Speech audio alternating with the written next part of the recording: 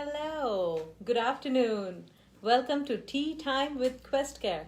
I am your host, Dr. Bharti, and today I have a wonderful guest here.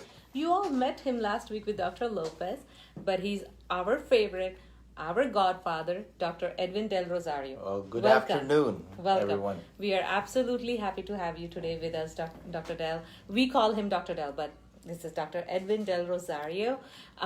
If you are logging in right now, please share our page, like our page, go get your tea ready. Today we are going to talk about diabetes with the expert Dr. Del Rosario. And make sure when you log in, you put in your name and your questions. Dr. Del Rosario is today going to talk to you about diabetes and answer your questions as well. So let me tell you a little bit about Dr. Del. All right, so Dr. Edwin Del Rosario received his medical degree from the University of Santo Tomas Faculty of Medicine and Surgery in the Philippines in 1986. He completed his internal medicine internship and residency in internal medicine at the University of Illinois at Chicago Hospital in March of 93. He is a board certified by the American Board of Internal Medicine. Dr. Del is an expert physician, and I would say that his patients are lucky to have him. I have not seen such a caring, compassionate, thorough, and comprehensive physician that you want to say a perfect example of how a physician should be. I have not seen anybody like Dr. Del. So if you are his patient, you're darn lucky. Dr. Del has been in practice for almost 20 years, so you know his experience comes. You don't have to emphasize that 20 plus years. And then prior to joining QuestCare Medical Clinic, he served the Tarrant County Hospital District for 12 years and was an assistant professor at the University of Texas Health Science Department of Community Medicine. It is my extreme honor and pleasure that I'm here sitting with you, Dr. Del. Thank you here. A little bit about Dr. Del I have to add on. I and Dr. Lopez refer to him as our godfather. He makes sure we are doing the right thing. We are reading our research. We are reading all the guidelines. Especially during pandemic, Dr. Del made sure that we were up to date with all the guidelines, everything that was going on in terms of knowing about the virus, how to test, how to take care of patients. He made sure not only me and Dr. Lopez, but the entire QuestCare. I'm going to say today in very short words that QuestCare is very, very lucky and blessed that they have Dr. Edwin Del Rosario. It's probably because I'm one of the oldest now in the group. Nonetheless, it's an honor to be sitting by you today and hosting this with you. So today, as I mentioned, that we are going to talk about diabetes again. Please make sure you put your questions over there. Dr. Del will answer them for you. And I had not mentioned this, I'll mention this. Anything today we discuss about is only for entertainment and your information only. I will be happy to answer your questions. Dr. Del will be happy to answer your questions. And if you say hi to us, you join us, there will be a raffle for you at the end. Dr. Del will be drawing your name from the raffle bowl. You will end up winning a prize today. All right. So, Dr. Del, tell us a little bit about how do you describe diabetes for our viewers? So diabetes, when we say diabetes, we have to qualify we're talking about diabetes mellitus, because there's another form of diabetes that's not in this topic, which is the disorder of water metabolism, which is diabetes insipidus, which is a totally separate issue. So when it comes to diabetes mellitus, the bottom line is we are talking about an impairment in glucose metabolism. Yeah. Now, 90% of the diabetics we take care of are what we call the type 2 diabetics, right? But there's that 5 to 10% that doesn't qualify in that group, right? Yes. So we're now talking about that minority, which is the type 1. Yes. And when you talk about type 1, there's an absolute lack of insulin. And when you have no insulin, there's no way to drive that glucose inside the cell, and the body will not have a fuel. So these people are the ones that may be at risk of breaking down the fat cells called lipolysis, and that leads into ketone production or DKA, right? The other group of people are the type 2, and they have all sorts of different problems. And the bottom line in these people, they have a disorder of sugar metabolism, but they have enough insulin in the system to prevent the breakdown of fat lipolysis. So they never most commonly they don't go to DKA, but they will have high sugar. High sugar. Okay, so these are the people that can be taken care of with diet, maybe some oral medications. But type 1, once they're symptomatic or they're going up, there's only one drug. It's called insulin. Absolutely, absolutely. So anybody who's joining in, please quickly go get your teacup, get your coffee. I would suggest tea time with Questcar, so tea is preferred. Grab them. We are talking about diabetes. Make sure you're low on your sugar because we're talking about diabetes. But here I have the expert, Dr. Del Rosario, here with me. I am your host, Dr. Bharti. We are talking about diabetes. Please put your questions in and we are going to answer them. I do see some questions coming up, Dr. Del, Yes. so let's go ahead and see what are some people asking here. First of all, hi to Sandra Smith-Logan. Hi, Sandra. Hi, Jay Lopez. And there's a question here. What causes diabetes? And you did touch base on it, that it's a deficiency of insulin or impaired release of insulin from the pancreases that cause diabetes. Correct. Now, that's a very broad topic. Yes. Okay, so there's a genetic component for diabetes, especially the type 2, but also type 1, you know. So in the type 1 people, you have this at least 3 major causes. One is called the autoimmune system, where the body forms antibodies that destroys the pancreas. And eventually there's no more cells that makes the insulin, called the beta cells, right? And then there are cases in type 1 where you just don't know what happened. Exactly. They're idiopathic or unknown. And then there's the ones where you had a pancreatic surgery, a pancreatic tumor, or trauma, or anything that will destroy the pancreas. No pancreas, no beta cells, no insulin production, type 1. Now, when it comes to type 2, there are so many different causes, right? Aging is one. Family trait is 2. Number 3 are your certain drugs, steroids, right? Certain medications that can increase your risk. Weight gain, okay? So at the end of the day, you have a deficiency of, you have an excess amount of sugar that's floating in the bloodstream that's not getting into the cell, and it could be from lack of insulin or lack of insulin response of the receptors, you know, so they can't communicate. And at the end of the day, your sugar is high in the blood. Absolutely. Thank you. This question was from Amanda. So thank you, Amanda, for that question. I want to get you, Amanda. Don't listen to that.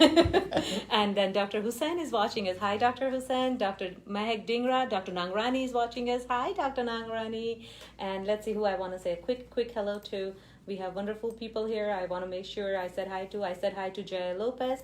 So one question, you mentioned about the types of diabetes, but there is something that is, we talked about type 1 and type 2, but there is something called pre-diabetes, right? Correct. Dr. Del? And Dr. Hussain was wonderful enough to ask us and remind us to talk about pre-diabetes, and I also wanted to touch base on that. It's a very important thing to know, because if I and Dr. Del can prevent you at pre-diabetes, that means I can prevent you from becoming type 2 diabetic.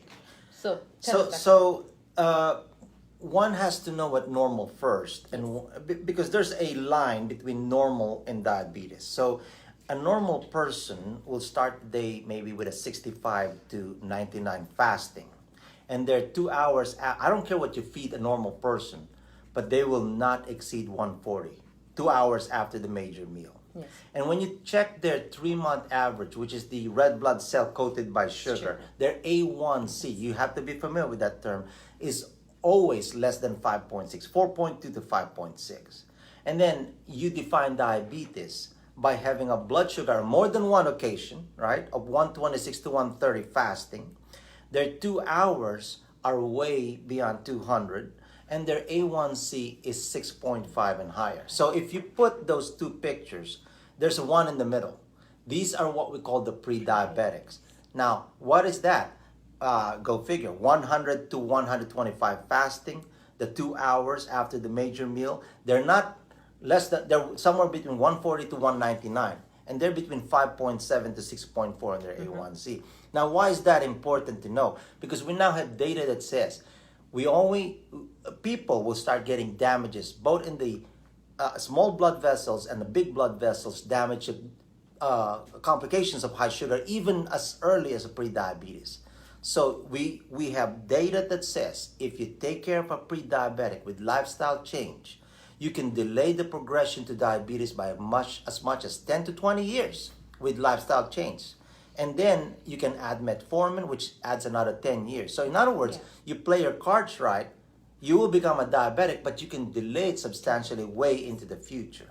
Thank you, Dr. Del. I wanted to emphasize that as well, because if I can catch you at pre-diabetes, I Correct. can delay the progression and I can delay you from the complications of type 2 diabetes. We will shed a little bit light on the complications in the coming as we go forward, but that's true. For your, if you want to make sure you prevent diabetes, you got to make sure you prevent pre-diabetes, and to do prevention, you have to come see your primary care. I am at Quest Care Coppell. Dr. Del Rosario is in Quest Care Keller, and there are 11 locations for Quest Care. Please get your checkups done, get your screening done for diabetes. This is something that is very, very important, because Dr. Del will let us know the complications that we deal with. And the other thing that you should understand is pre-diabetes and diabetes, you can't rely on how you feel. Yes. There are things that happen in the background you and I don't even know that's happening. And by the time they present, it may be too late. It may be too late, right? absolutely. So get it checked, especially if you have family traits, Yes. your body mass index is over 25, Yes. you have high blood pressure, right? You're sedentary. Yeah. I mean, check it. Get it checked out, and your annual physicals. If you've not gotten your annual physical now, get it done, and make a point to make sure you speak to your provider about how can I get my diabetic screening done. I have a question here, Dr. Del. Somebody is asking here, and the question is from Sandra. Thank you, Sandra, for your question. Is honey good instead of sugar? Well, those are still sugar-based. So the disorder is not what you eat; it's how you process that sugar. So it could be sucrose, fructose. It could be any complex form. sugar, right? At the end, that becomes glucose, and glucose is what your body understands. And diabetes is an impairment of glucose metabolism. Okay, so and when insulin is deficient, you can't carry the glucose inside the cell, or the insulin may carry it, but if it cannot get inside the cell, the sugar is still going to be high in the blood. So honey, table sugar, or carbohydrates, even donuts, right? Yes. Pasta, rice, they all convert into glucose, which is the main Right. problem in the So, blood. So not only just eating sugar or honey or chocolates or candy, which is obviously very high in sugar, but he mentioned pasta, he mentioned carbs, he mentioned bread, rice. in my rice. Rice. I was just about to Okay. say rice. So all these things, when they are high content of carbohydrates that get changed into sugar content, which if it's too high in your body and your body doesn't have insulin, Yes. your diabetes is, you're not only going to get diabetes, but it's going to remain worse for you, and then the complications from it. Dr. Del, you mentioned about genetic trait, you mentioned about sedentary lifestyle. Should we talk about what kind of risk factors are there for diabetes? Somebody had mentioned in the question, Dr. Hussain mentioned, how does weight affect type 2 diabetes? Should we shed some light on that? Yeah, I mean, so weight relatively increases insulin resistance. So you have a body that's bigger, your pancreas is dwindling in its function, now you cannot supply, the necessary insulin to take care of that. So weight can predispose somebody and makes even a pre-diabetes go up to the diabetes level. So among the different lifestyle choices that they mentioned, weight reduction, and as a matter of fact, the weight reduction does not have to be of a miraculous amount, right? According to the study, a 7% reduction in weight plays a major impact. And if you can do that, let's put a ballpark figure. The study was 5 to 15%. If you put 10% weight reduction in the next several months, that makes a dramatic impact. Just do some activity, lose some weight. You don't have to become somebody ideally down to the BMI of 24. Just lose that 5 to 10%. So I hope, Dr. Hussain, I answered your questions, and I hope my viewers got some information out of this, that some weight reduction will be always fruitful for you. I have some viewers here. We should say hi to them, Dr. Del. Hello. Hi. I have Cheryl here. Hi, Cheryl. And I have Latoya here. Hi. I have Cheryl Melendres. Hello, Cheryl Melendres. I want to thank you all for joining us today and coming here and watching our discussion on that. I have Miss Uzma here, and Miss Uzma mentioned a comment here that carbs is sugar, rice, pasta, white bread. Absolutely right, Miss Uzma, you're right. These are the absolutely notorious things to drive your sugars high in the body. So thank you for again emphasizing that for us. I have Mr. Sharif Ba here. Hi, Mr. Ba. He has a question, Yes. Dr. Dell. I take both Januvia and metformin. Are there any side effects from these two medications? Well, of course, every drug has a potential side effect. So, metformin. Metformin is a product that has been introduced in this country around the mid 80s. So, the main mechanism of metformin is to inhibit the liver from dumping too much sugar at night, right? Because that's one problem with diabetes is the lack of regulation of the liver trying to release sugar so when you don't go to crash when you're sleeping.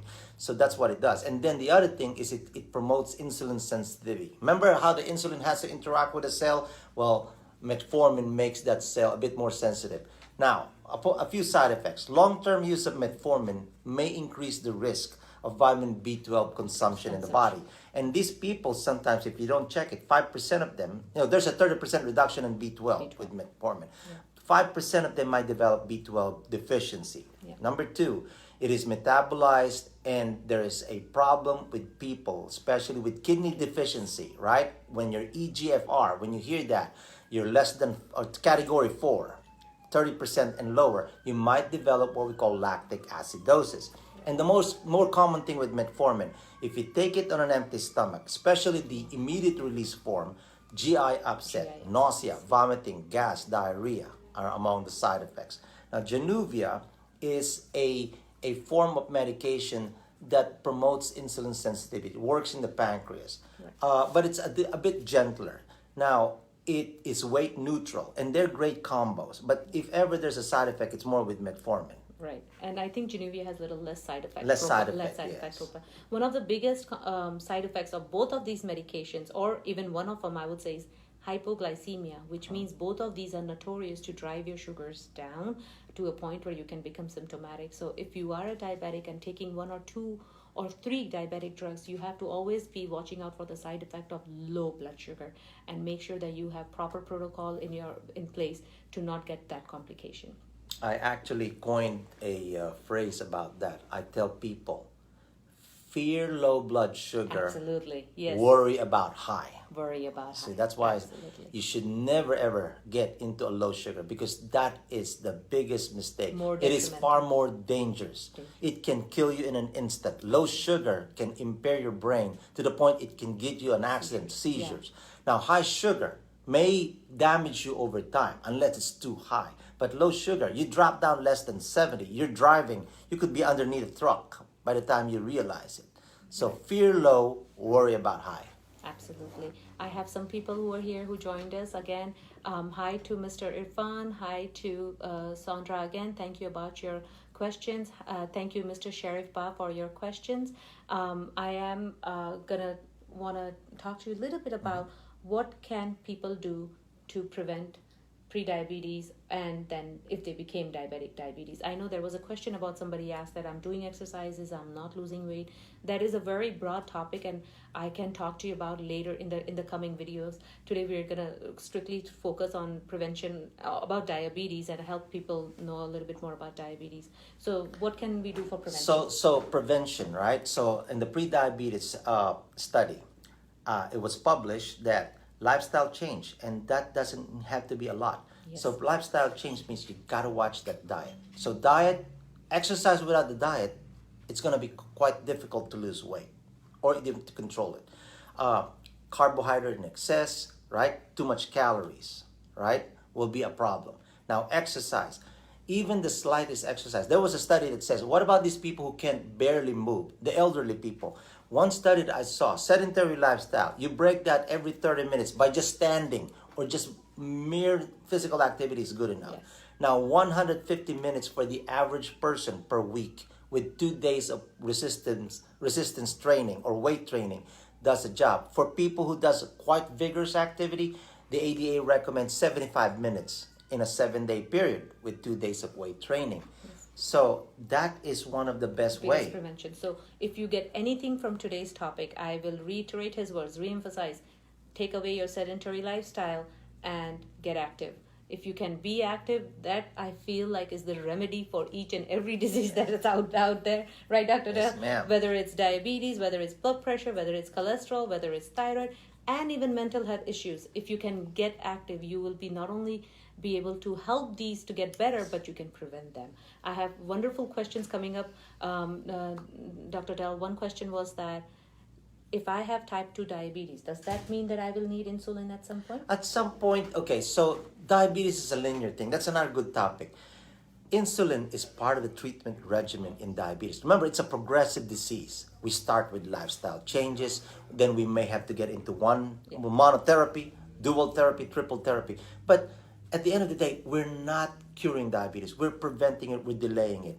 Insulin, at the end, when your beta cell function is marginal and it can no longer deliver the glucose into the cell, you will require insulin. And I want to emphasize this. Insulin is not a punishment. Yes. Okay? It's never... Gone are the days when, hey, if you don't do well, I'm going to put you on insulin. That's wrong.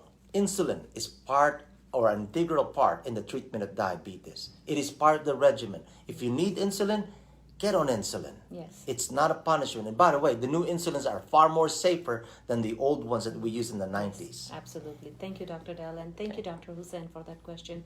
I have wonderful Cheryl here asking us, if you are told you're a diabetic, can you become non-diabetic through the changes you're sharing? You can be controlled, but once diabetes, I mean, you have to understand, you can get controlled, but if you lose control, that diabetes is going to come back to you. Absolutely. So just because you're a diabetic doesn't mean in the early stage you have to be on medication. As a matter of fact, in less than 7, lifestyle change is being emphasized to control that. And then once your lifestyle change does not work in getting your sugar down, then you get on monotherapy. Like according to the AACE, metformin is the first drug that we add. And then every 3 months we check. If you're out of control, we add more medications. That is beyond lifestyle change. You got to have that base. Lifestyle change first, and then you add the drugs. Absolutely. And I will just say this one thing. I don't promise patients that I'm going to make you non-diabetic. No, I like how he chose the word, it's controlled. But I have success stories. I have had patients who, when they were on 2 or 3 or 4 medications and they became strict in their lifestyle changes, Correct. I was able to slowly trickle down their medications to 3, to 2, and then 1. Correct. But it took a lot of control on that part, and it took a lot of monitoring and lifestyle things on their part. And it is possible, guys, if your medication numbers are increasing in your diabetes, if you can add on your lifestyle modifications, it will be possible to change that 4 medication to 1 medication. I never use the word cure. Yes. I've been counseled before. If I use the word cure, the patient will stop checking their sugar. Absolutely. They're going to let their guard down. Absolutely. Because they, in their mind, I don't have to deal with it. Yes. I use the word remission or control. Control. And there is such called diet control diabetes. Control. So Not cure. Not cure, but it is control, and it is possible, guys. But the motto of today's discussion would be get active, lifestyle modifications. If you have it, if you have diabetes, still do your lifestyle modifications. If you want to prevent it, still keep on doing your lifestyle modifications. And the other thing, diabetes treatment or control is a patient-centered approach. It is not about the drug. It is about you being the captain of the ship. You have to take responsibility. You have to make sure that you're doing everything, because we in the medical world are nothing but your advisors. We're the first officer in the ship. You're the captain. You make things happen. Okay? Without you, we can't do it. We cannot do it. Aye, Captain. Aye. They're the captain, not us. My captain is Dr. Dell here. I listen and I follow it just like I follow Bible. One question, and I think this is a nice question. Do you know any fruits that are low in sugar?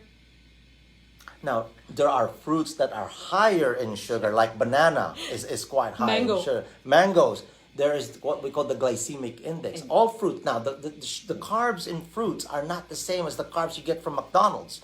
These are the simple carbs. So they're better than the ones that you will get from fast foods. Yes. We are losing our time here. And Dr. Dell, somebody has asked us to do a TikTok video with us. Now, that's not part of the diabetes. Oh, well, it is part of getting active. It is part of getting active, Dr. Dell.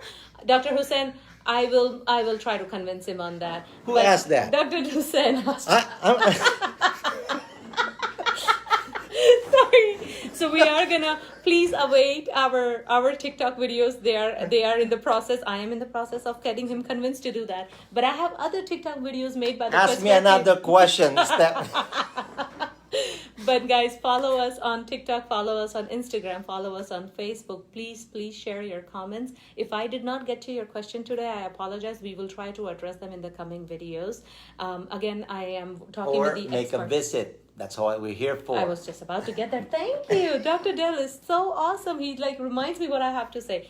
But very important, get your diabetes in check, get your health in check, get your annual checkups done, get your preventative checkups done, go see your provider. There are 11 DFW QuestCare locations. Pick one, whichever one you are close to. I used to have a 214 area code number. I'll post it in my comment section after today's video. Call that number. That's our main number, and you choose a location that's close to your residence.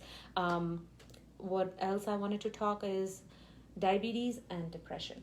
Okay, yes. I just want to say two lines on that, Dr. Dell, and then we are going to do our raffle. Okay. The problem with depression, that's a real topic. How can you take care of yourself when you haven't addressed the depression? You don't have a drive. So depression is a main issue I also talk about patients, because how can you do the things that we're asking if you're not in your proper mindset? Yes, take care of the mental health. Wherever the head goes, the body follows.